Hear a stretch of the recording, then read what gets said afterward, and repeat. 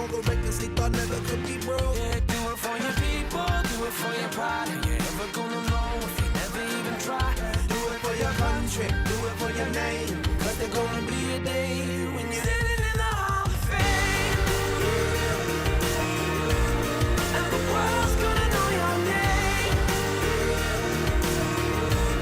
Cause you burn with the bright flame, and the world's gonna know your name. And you'll be on the walls of the Hall of Fame. be a champion.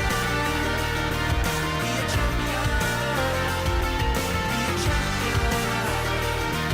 Be a champion. Be students, be teachers, be politicians, be preachers. Yeah. Be believers, be leaders, be astronauts, be champions, be truth seekers. Be students, be teachers, be politicians, be preachers. Yeah. Be believers, be leaders, be astronauts, be champions. Sitting in the Hall of Fame, and the world's gonna know your name. Cause you burn with the bright flame, and the world's gonna know your name. You'll be on the walls of the Hall of Fame. Be a champion. You can be the best. You can be a champion. You know you trust. You can be a champion. You can be the ball. You can be a champion. You know you are. You can be a champion. You can be the clock. You can be a champion. You can break rocks. You can be a champion. Don't wait for luck. Then it be a champion. Sitting in the Hall of Fame. Be students, be teachers, be politicians, be preachers. Yeah. Be believers, be leaders, be astronauts, be champions.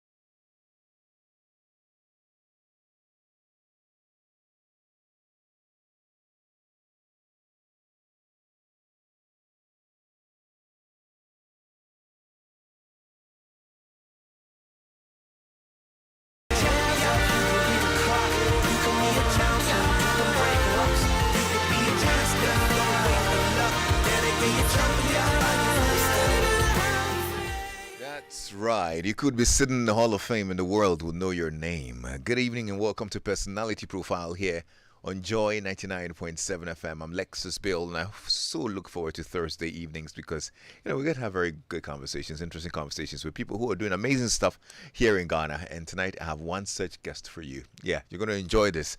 So first of all, tell a friend to tune into Joy FM. If you're on Facebook, you're probably on your phone, you can get onto our Facebook page and check out our live video or YouTube as well. You can listen in to this very enthralling conversation we're about to have here in the next hour on your superstation. I'm Lexis Bill. Like I mentioned earlier, this evening I'm spending time with a very, very industrious woman. A woman who manages one of probably the most vibrant educational brands here in Ghana. Yeah. In fact, her event is on every high school's calendar every year and also on the lips of many Ghanaians, including me. Yeah, and you get to understand why I so love it. Yeah, everybody who loves to see their high school triumph loves this brand. Now, the National Science and Maths Quiz, the NSMQ, it has seen very immense enthusiasm from the whole country in recent years, owing largely to the innovation and professionalism of the team that puts it together. It's the most talked about event anytime it's in season, and probably the most viewed, the most followed, probably the biggest thing that carries the sentiments of both the young and old. For many years, my school, the great Presec Legon, has been the star of the show. Yeah. I mean, this year we're denied, but next year, Adonai will make sure it happens. Now, Primetime Limited is a communications company that offers services such as advertising, campaign, marketing, communication, planning, public relations, multimedia productions, and market research. And the managing director and the team lead is my guest on Personality Profile tonight. Yes. She has over 15 years of experience in planning and executing communication campaigns and has spent 12 of these years as lead consultant for the National Science and Maths Quiz. Since 2013, she's brought a lot of innovation and excitement to the NSMQ, for which she's the executive producer. She has also extended the popularity and relevance of the program, giving it a strong social media presence. She has also spearheaded the creation of the STEM Festival, which we'll talk about. It aims to promote the study of STEM in our schools, with emphasis on practical applications, educate Ghanaians on various careers in STEM, as well as give Ghanaian youth the opportunity to explore and showcase their innovative ideas. Under her stewardship, the NSMQ has received several prestigious awards. I mean, I can go on and on and on. CIMG Marketing Performance Awards, TV Program of the Year, Advertising Association of Ghana, the Gong Gong Awards, the AAG Awards. I mean, lots of it, and deservedly so.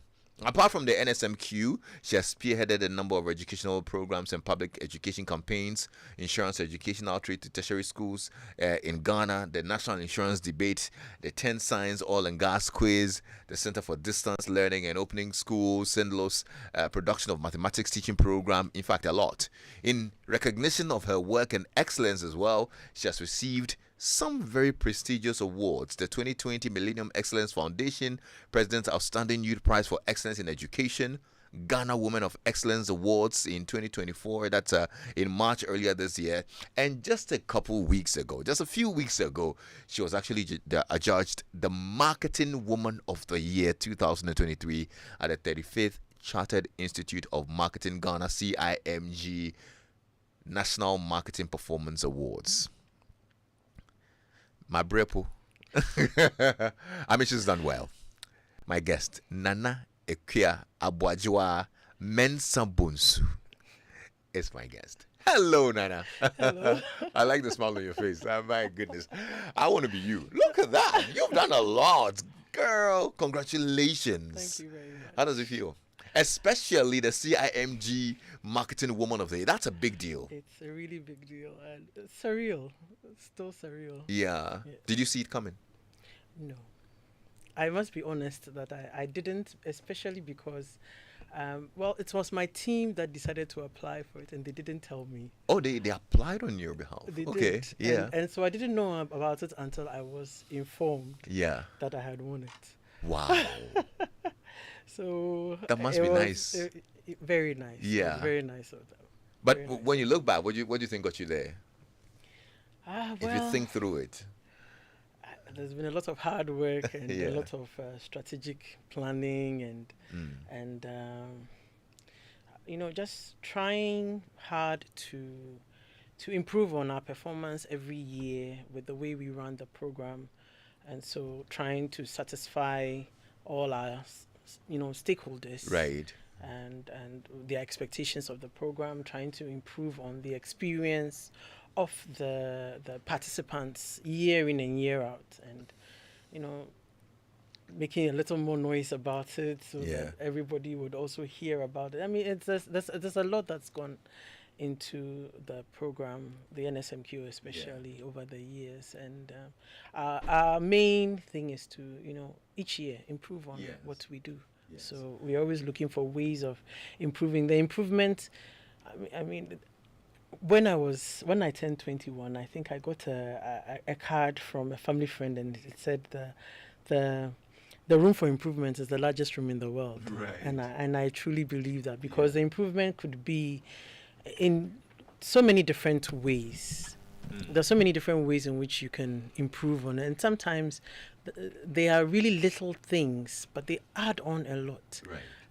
For example, a few years back, we started getting a brass band to play the school anthems Right. of the 3 schools at the finals. Yeah. It's a very little thing, but It it's adds a bit of spice yes, to it, it does, absolutely. because as a contestant, it must be really exciting to stand up on stage and have the school hymn played Yes. for you Yes. and because of you. Yeah. And for the audience, wherever you are, I mean, if you went to that school, if you hear that song being played, you will sing along, Right. and it raises your morale Absolutely. and the pride in your school and all of that. So sometimes the improvements are little things, on the surface, but they have a deep impact. So we're always looking for Well, ways I of need to doing also things. congratulate you on this year's edition as well. I know you were busy, and when I get close, I see the amount of work that you all put in, the weeks and months of running around the country, touring up and down, and even the grand finale is a spectacle on its own. Like there's so much work that goes into it. So I'm sure you now have earned some days off. Well, we think so. Except Even though that the we last can't- time I spoke to you, you are now jumping to another one, STEM Yes, Fest. yes. I'm like, didn't you just finish this NSMQ? Well, yes. So the STEM festival is running right now. It actually is It's on running right now. Okay. Yes, so we are doing the mentorship session. So the mentorship part is a career guidance program. We bring people who are in different areas of STEM education, STEM related fields. Yeah. But today our guest is actually a writer. He writes sci-fi things. Wow. And That's cool. Yes, stories. And so we have different kinds of careers coming together. We want to make sure that the Ghanaian child knows that when you study science or a STEM related subject, you are not just going to be only a doctor. Like your options are not just medicine or one kind of engineering. There's a whole world of possibilities that are open to you because of the background that you have. Okay. So that's what the mentorship sessions of the STEM Festival does. Okay. And then we have the SciTech Fair and the SciTech Innovation Challenge. So that will be next week. Thursday, Friday, and Saturday, we'll have the SciTech Fair. That's an exhibition. And originally started as a complement to the quiz. Again, the thing about the improvements, we got a lot of criticism that it's not practical and it's not practical enough. There's only so much you can do with a quiz. Yeah. Because you are dealing with time and no one wants to go and sit for hours and watch you mix things or knock things up and so a quiz is a quiz. You have to know what your limitations are with it. And then so we created the SciTech Fair so that students could bring their projects and exhibit them. So there's an exhibition. Okay. And we have basic schools, 10 basic schools, 10 senior high schools. We have some tertiary institutions. Okay. And then we have some tech startups. We give them that platform for free. Good stuff. But the most interesting thing about, at least as far as I'm concerned, about the SciTech Fair, the exhibition, is that we have what we call the experiential stand. And so any visitor to the fair can conduct a simple experiment under supervision. Wow. So we have different types of experiments for different age groups. So the little children, the 4-year-olds, 5-year-olds, they'll be doing something like test for starch, test for protein, because they like colors. Okay, yeah. So the color change things are interesting to them. Then the older ones, we've done dissection of a frog, dissection of a rabbit. We've done virtual reality stuff, games. Yeah. And we've done even for the children 2 years ago when we had the STEM festival, the last STEM festival, we had children demonstrating non-Newtonian fluids using Oobleck. So non-Newtonian fluids, fluids like I don't ketchup. know. I don't know. So they You have. say you know. I mean, So non-Newtonian fluids are not regular fluids. They have qualities like solids. Okay. Sometimes they are solid, sometimes they are liquid. It depends on the pressure. Like quicksand. Okay. Quicksand, when you're caught in quicksand, when you move, you sink. Right. When you stay put, then you rise up. Ketchup, when ketchup is sitting pretty, it behaves like it's a solid. Right. And when you try to pour, it won't pour. Yeah. But when you shake it, then Yeah. it becomes liquid. Those are examples of non-Newtonian fluids. And some of the uses are for athletes, the shoes of athletes. They put them in the soles so that it serves as some kind of Cushion. shock absorber. Yeah, Yes. yeah. So you are dunking, Yeah. a ball, you are jumping up high, and then when you land, you are landing on cement because of the court. So Yes. the shoe is specialized for that to break To absorb the shock the so shock, that yes. you don't hurt your joints. Your knees too much. Yes, exactly. For So a communication they did. student, looks like this science is rubbing off you pretty well. Well, you do learn on the job. Well, You so do learn on it's the actually a job, good thing so- that I brought some chemistry and Yes. physics questions in here for our interview, because I mean I was wondering, okay, see, but look, we have to do it. You my understand? You goodness. have to do it for your school. Oh, I don't think my school will be very happy with the results. No, don't be happy. We shall find out. I'm not the best representative. Yes. Anyway, but how was this year's quiz for you, the National Science and Maths quiz? Oh, well, this year was well, every year that we move to a new place, it comes with its own vibe. Okay. Things are different everywhere, but it also comes with new challenges, right? And so we had a good mixture of both. Yeah. New challenges that we're not used to because Right. the environment is new and you have to adapt Yeah. to suit. But I think that all in all, it went very well. And we're happy with how With how it things. turned out. Yes. with how Didn't it you turned out. miss seeing like the blue color in the audience in the finals? I mean, there was something missing, wasn't there? Wasn't there something missing? Didn't you miss seeing the Persec, uniform around, lurking around? Didn't you miss that? The quiz is No, for no, be everybody. honest, The be quiz is honest. for everybody. So whoever wins. So when you came and I saw blue in your outfit, I knew that you missed Persec. This is purely by accident. But blue is my favorite color. Oh, so- there you go. I mean, So I was in section blue Yeah. when I was in primary school. I was, Oh, okay. one of the star yeah. athletes. Oh, I section see. blue. You were an athlete. Yes, I was. And what event were you taking part in? So in primary school up to JSS, well, all the way up. I was a sprinter, so I used to do 100 meters, 200 meters. I even tried 400 meters. Oh, I see. And then at Wesley Girls, I became a high jumper. So Okay. I actually went to Intercore and Super Zoo, and then Yeah. you might not believe this, but my first year at Legon, I was third in high jump interhalls. Are you serious?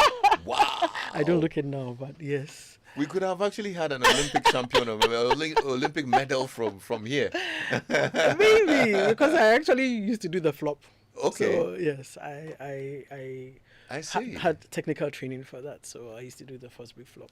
One of the things I actually we wanted to find out was whether you ever took up tennis, because I know your dad was a tennis player. Yes, but He- no, I didn't do. You didn't. No, I He didn't force you to get a racket and follow him to the tennis court. No. Oh, I see. No, Yeah. they didn't play. They played more for leisure. Yeah. And a little exercise, and there were a group of we're friends. Yeah. Camaraderie, Yeah. rather than as a sport. Right. Really. Okay. Yes. Okay.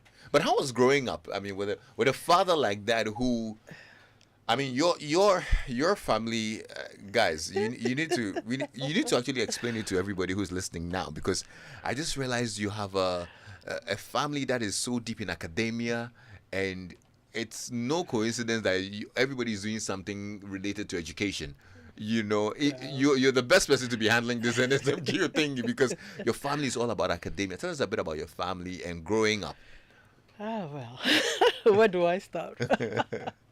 So my father is Dr. Mensa-Bonsu. He started Primetime and the National Science and Maths quiz. Right. And my mother is her leadership justice, Professor Henrietta Mensa-Bonsu. And she spent most of her, the greater part of her working life as a lecturer at Legon. So that's the academic. Her parents were teachers. They're also teachers. They were also teachers, Wow. and I was actually my dad's student at the School of Communication Studies.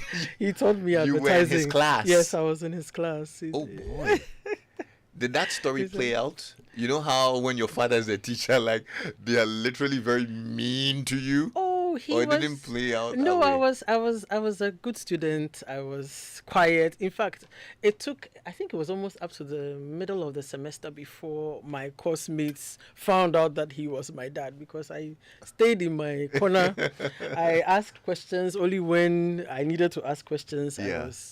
I I was quiet, but there was an incident once. I remember that I was late to his class. Oh dear. and I miscalculated because I knew he wasn't going to come early, but he got there before me. And then he told me, "Young lady, the next time you come late to my class, I'll march you out." I said, "Yes, sir." And then I went and sat quietly in my corner, and that was the last time I was late to his class. I can totally relate.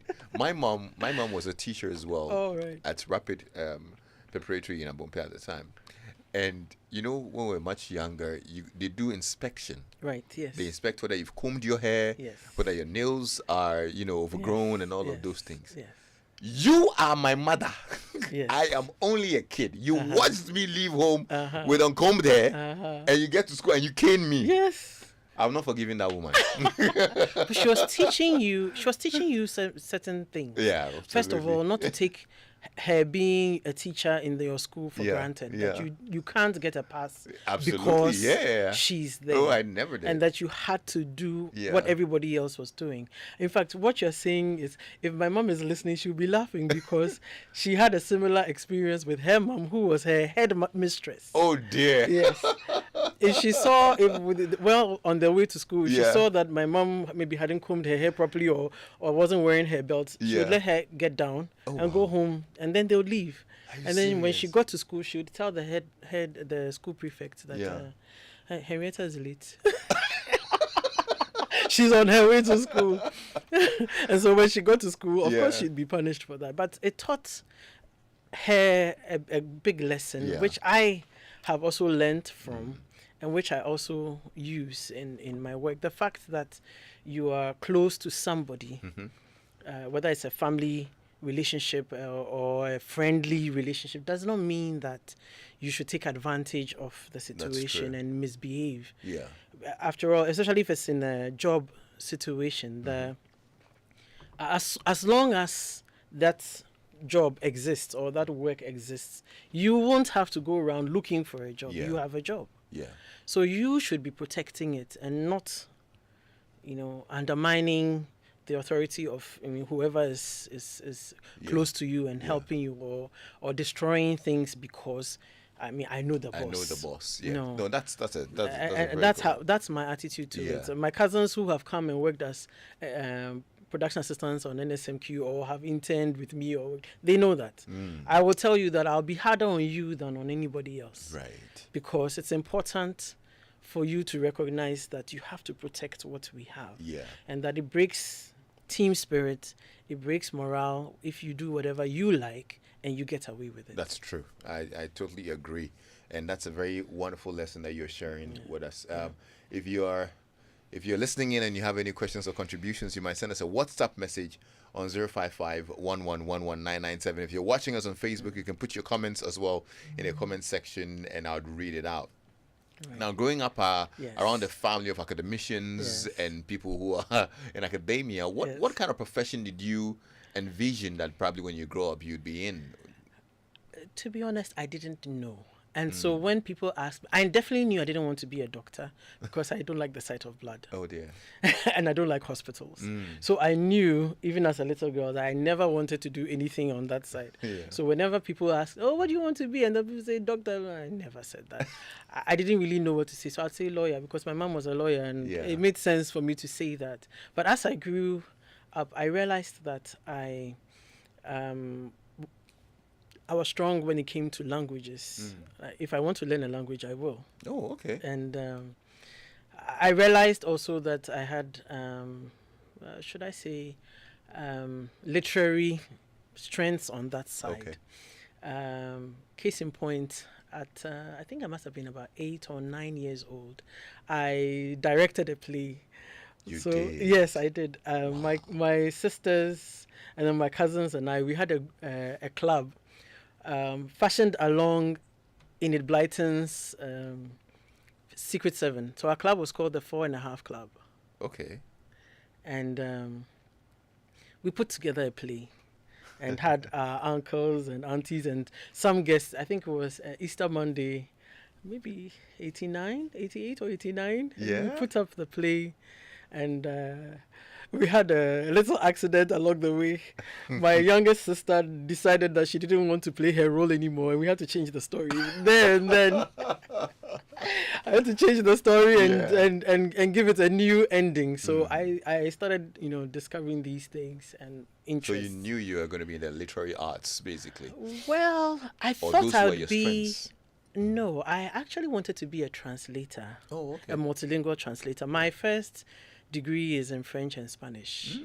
So I thought I was going to be a translator, and then my mom said, "Go and learn how our money is made." Right. But I think that the idea always was that I would be the one to go that way. I think Okay. of my siblings, my parents thought that I was the most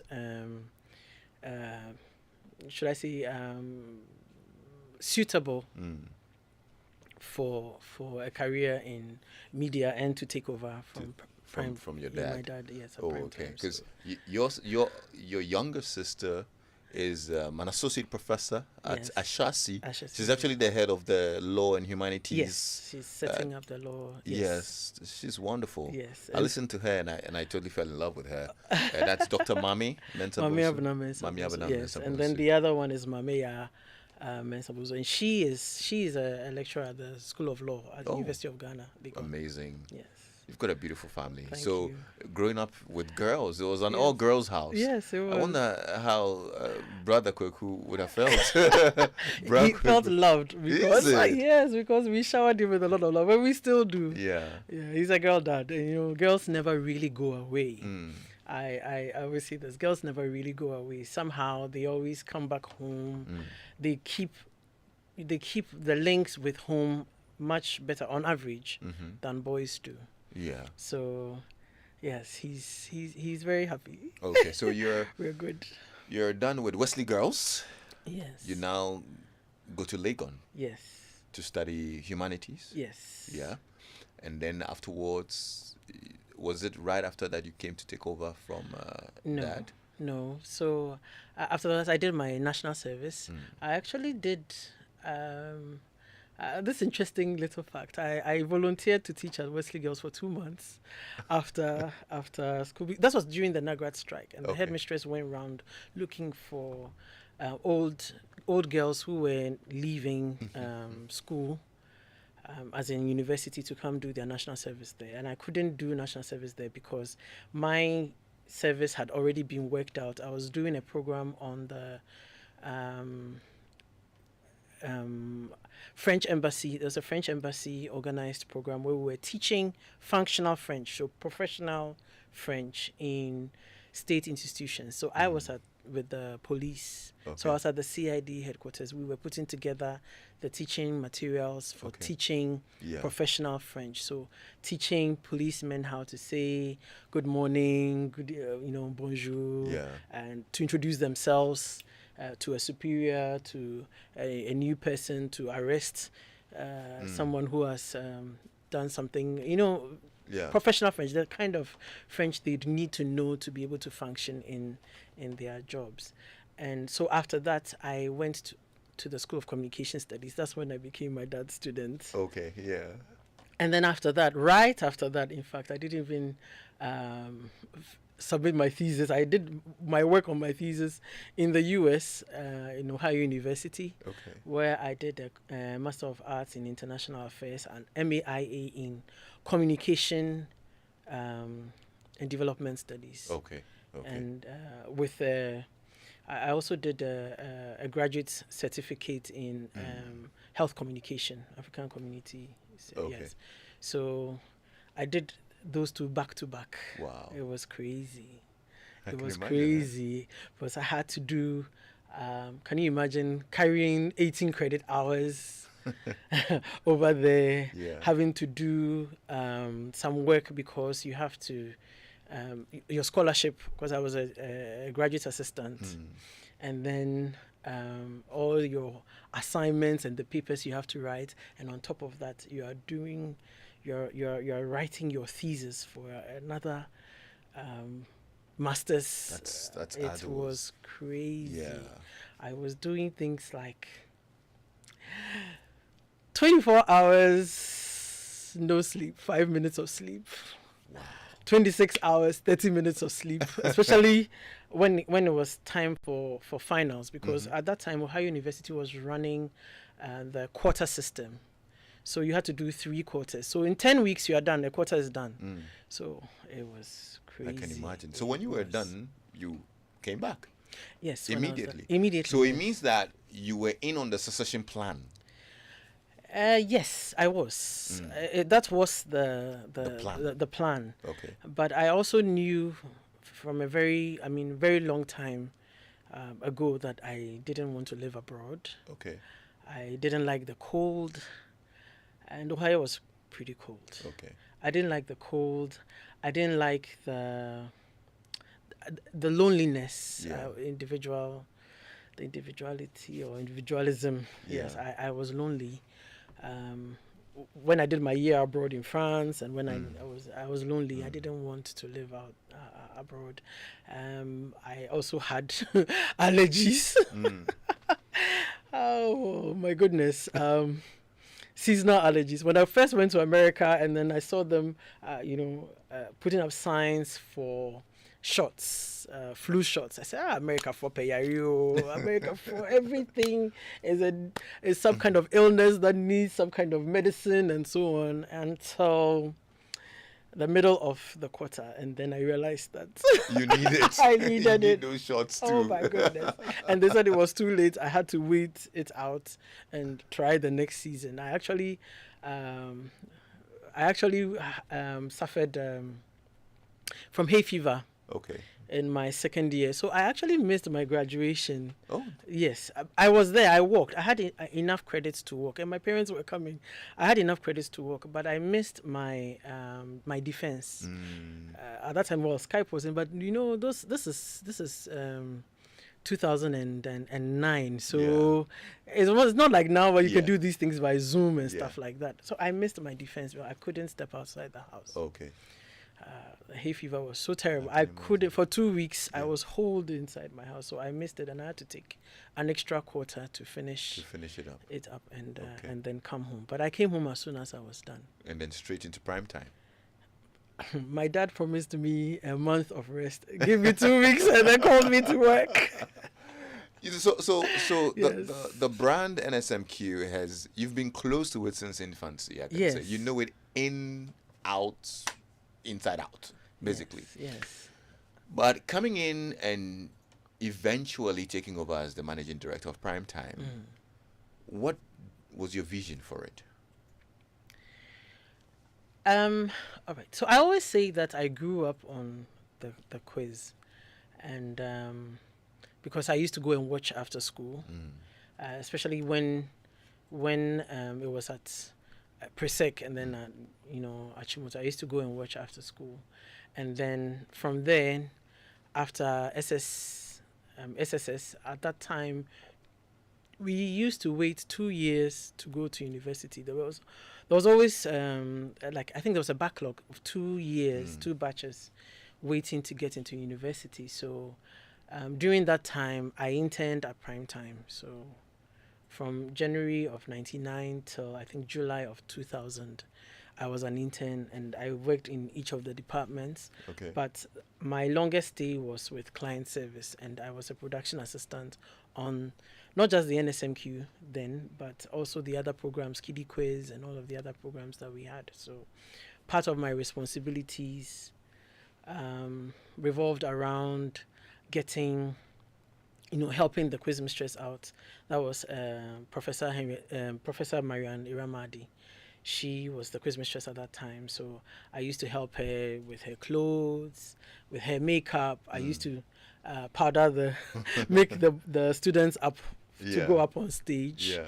I used to help with the crew's food. Yeah. Make sure everything was all right. Those errands Yes. that production assistants run. So when I came back, first I had to get reacquainted with the program because I'd been away for years. Yeah. And then once I started running the program, I was able to I should say the learning curve was much shorter. Okay. Is that the right expression? I guess so. For me, because I haven't had that experience on the program already. I had a good idea what it was about, what to do, things to improve immediately. So one of the first things I did was to get the quiz mistress, Professor Ifa Kaufman. One of the first things I did was to get her a room to be able to change and rest in between contests. I gave her production assistants to iron her clothes and set them out. So we select the clothes, and then I got a lady who did beads and other, the trinkets, and all of accessories. that. I'd go get them myself, and then we would match the accessories with the clothes and set them out. It's interesting. For her. You So mentioned it's because I think that over the past couple of years, she's become like a fashion icon as well. I mean, I personally look forward to her pictures of her African clothes and fabric just before the quiz. And it's like, your Christmas is ready. And I'm like, oh my goodness, look at that outfit. There's a whole team behind that. So it was one of the first things that I did, because having helped Prof. Rama Adi with her clothes and her makeup and stuff, I kind of knew immediately when I came, and it's like, oh no, this thing needs some improvement here. Let's do this. Let's do that. I also tried to add on a few other things. Since 2013, we do a survey every year. So that we find out what the participants, what they think of the program, how we can improve on things. And I think that digitally as well, you've been able to get it very loud on social media. It's like a whole frenzy throughout the 1 month period when the finals is on. Like you're literally trending all the time. And you've been able to get some very savvy admins who are always mocking Presec. We troll all the schools. We troll everybody. We troll all the schools. So that's really one of the things that I see that I need to say kudos to you and the team for. Thank you. Now, what impact do you think it's had on the education in Ghana? Wow. We have, even though we haven't done an empirical study, we do have some a lot of instances that we can mention. There are a number of schools who have told us that they didn't have science departments before, but through the quiz, they were able to set up science departments and to compete. We've had a number of so many students that we've been able to get scholarships for, some of them that we paid for ourselves. We've getting the old students involved in the schools and getting them to, indirectly through the quiz, to invest in their schools. That alone is a big deal. You're a Preseccan, you know how your school, your daddy fraternity. how we're always very supportive. And it's a joy to see the old students take such pride in their schools and invest heavily in their, not just their teams, but in science education in their schools. I need to say kudos to our global president, Dr. Enesofori Sapon. He's actually led and helped and galvanized the Daddy fraternity to support the school in so many ways, and probably one of the reasons why Presec has been doing well. In fact, I actually wanted to find out from you as well, since you work closely with all these senior high schools. I mean, Presec has won the competition a record 8 times. Prempeh 5 times, baby. Is there a secret to the success of schools like Presec, Prempeh, and those who keep ending up in the finals? I mean, people wonder, what is it? Is it a preparation? What exactly do they do differently? I always say that it's about preparation, because the quiz is such that it demands a lot from the contestants, and so you have to prepare properly, and you have to start early. And then the preparation, take them through a lot of tests, and make sure that they read wide. They go in deep, because as the competition goes on, as you go through the stages, the questions increase, not only in number but also in difficulty. And so you find that sometimes people will complain and say, "Oh, but these questions are above SSS," but that is actually what shows that you are really on top of things and you're the champion, right? So you find that in the schools that do very well, they have institutionalized the preparation for the competition. In many of the schools, they do the selection of the students from sometimes even from Form 1. Oh, I Form see. 1, they have a team. Yeah. Form 2, they have lots of quizzes. They write lots of exams. I hear even in Presec, Saturday entertainment, sometimes you have the quiz as As entertainment. as entertainment. So it's all about the I see. preparation and the resources Yeah. to be able to get the team to study hard, study well. In some of these schools, I hear that they even have a club, a Brilla club, Okay. and they don't do housework. Oh, I They- see. Yes, They're exempted from housework. They get housework and all they have special privileges, special meals. They kind of have a program that is very intensive, Okay. a little separate from what everybody else I see. has. That's It's interesting. the preparation. I always say that the quiz is such that, I mean, anybody can win it. It has a lot to do with the preparation. I know you're all about women empowerment as well. Yes. You love the girls. You inspire a lot of women out there. But we've observed that no girls' school has been able to win this competition since its inception. Right. Is there a gender barrier to the success of students at the NSMQ? I wouldn't say so. I think that the girls have special challenges, yes, but I wouldn't say that there's a gender barrier, because I don't believe that girls are not competitive. I don't believe that's it. That the boys are competitive and aggressive and the girls are not competitive. I don't believe that's it. There are a number of issues. Some of them are, yes, pertaining to the girls. And let me break it down here. First of all, you have a situation where the girls' schools, a lot of the time, they just wait till the last minute, really. I've been asking, even for Wesley girls, I've been asking about when do they start the preparation. And I think last year's team, their team that's the 2023 team, was the first team that was selected from Form 2. Okay. So if you are waiting until mock to select your team, then you're already far behind everybody else. I always say that the girls who get to the semi-finals, they are champion material without adequate training. Okay. Because, first of all, you are selecting your team really late. By the time you are selecting your team after mock, really, even those who are competing in the regional qualifiers would have competed already. Not only selected their team and trained them, they would have competed already. So you are already behind everybody else. Then you also have this difficulty where most of the science teachers are male. Okay.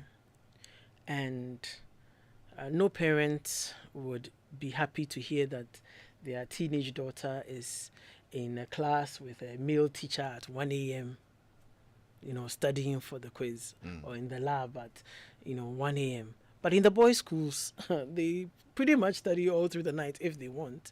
If they can, they do that. So Okay. so you already have fewer contact hours. Okay.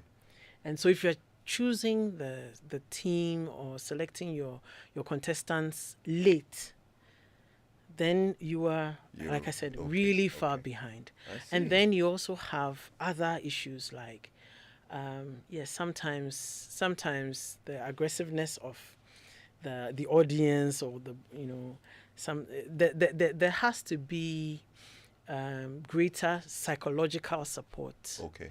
for the contestants. So they get intimidated a little bit.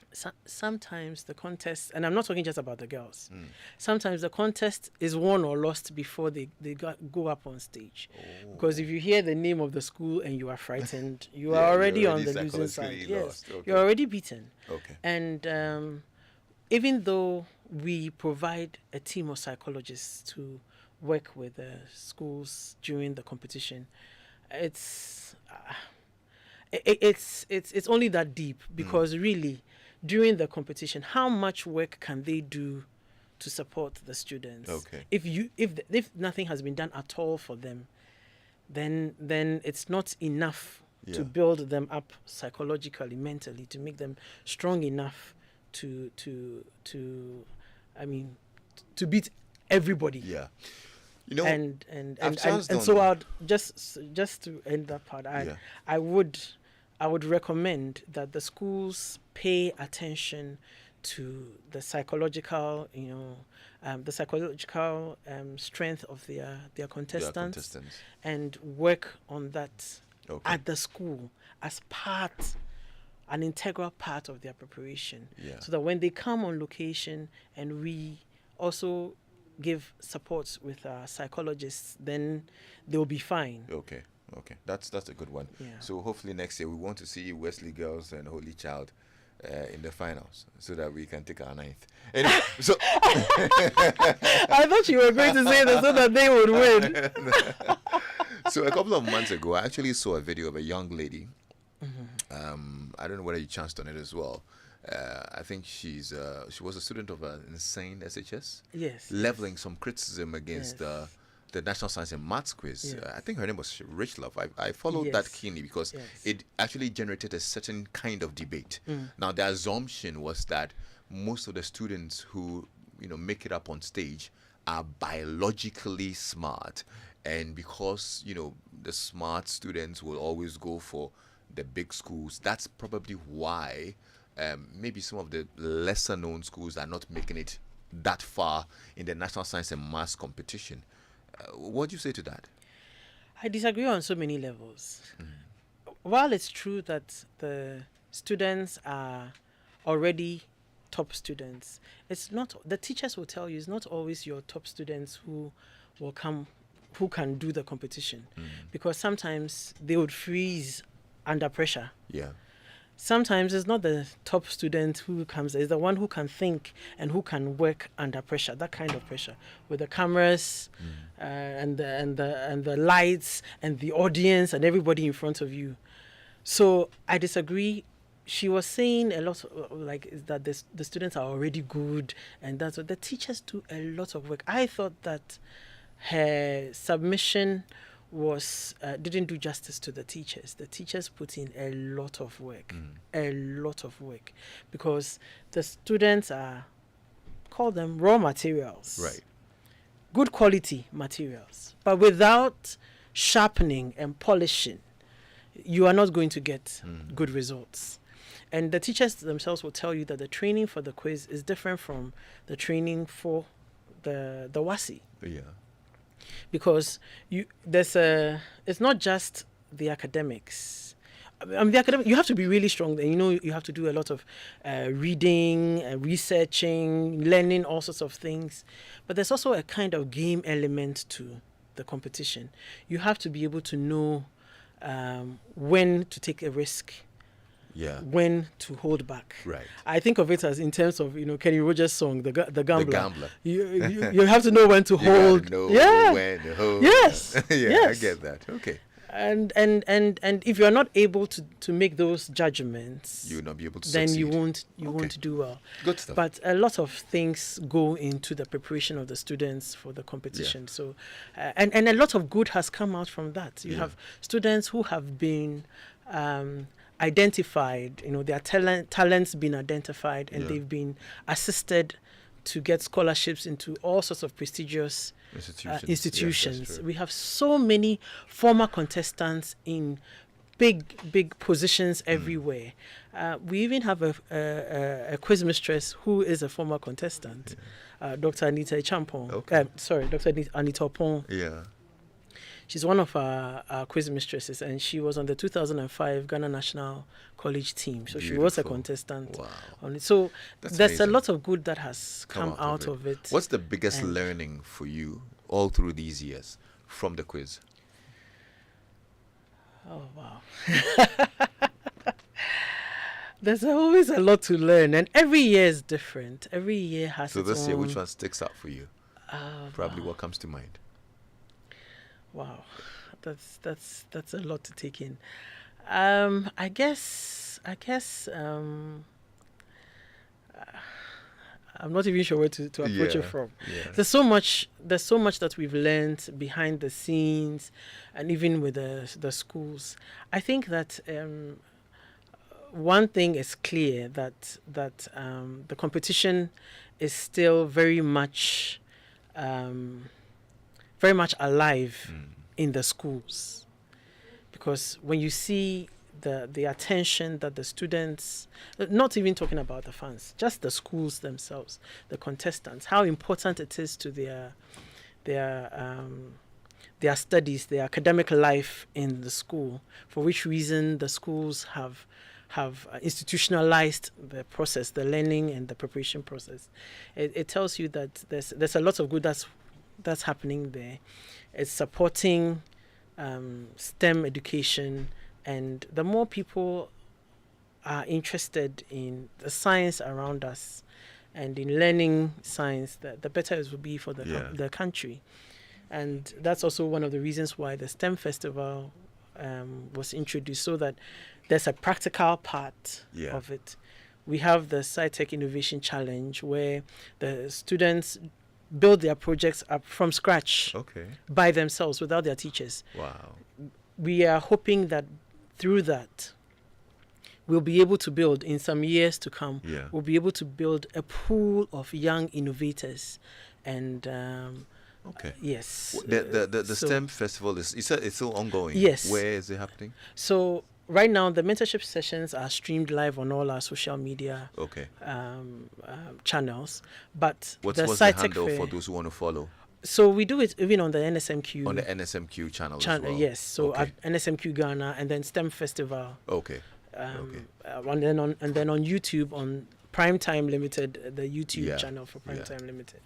And even for NSMQ. Good and then stuff. next week, the SciTech Fair will be at the National Theatre. Okay. What day? Thursday, Friday, and Saturday. Good stuff. Look, if you're listening in, you need to go and see the amazing stuff that Primetime Limited are doing with the STEM Fest. Look, it's been great spending time with you. I'm so happy that I got to spend time and know a bit more about your journey, and say congratulations again for winning the 2023 CIMG Marketing Woman of the Year. Thank you. Thank you. God bless you so much, Nana. Thank you. And Thank you I've had a good time. Thank you also for sending all the messages. If you missed any part of this conversation, it's live on our Facebook page. You can go check it out. I'm Lexis Bill, and I've been spending time with Nana Akua A, Mensa-Bonsu, the MD of Primetime Limited, here on Personality Profile. It's 8 o'clock. Let's find out what's happening in news.